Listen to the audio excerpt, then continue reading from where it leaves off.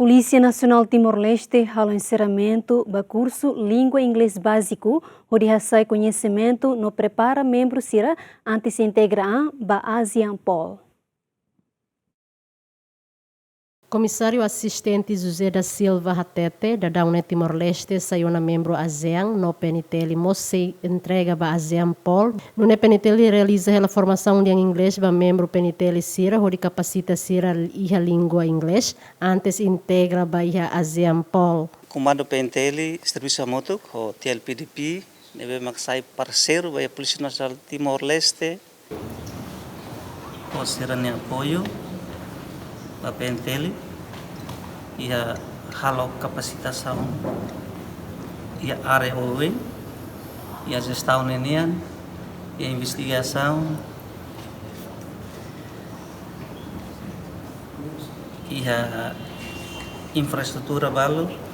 Depois agora está focado vai a curso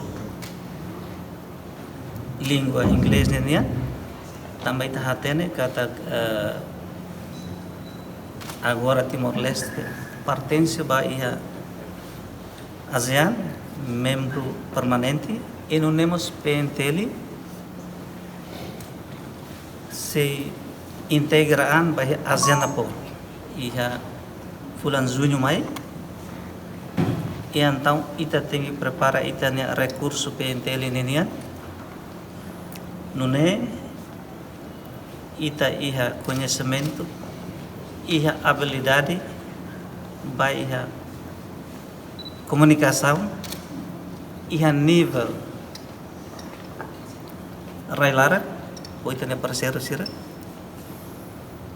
iha regional, ne makan iha ASEAN, nomos ho iha mundo. E a fatinha nessa, Detective Superintendente Darren Boyd Skyner Hatete, membro PNTL sira, precisa aprender língua inglês, onde bela halo comunicação, bem integra ba ASEAN POL.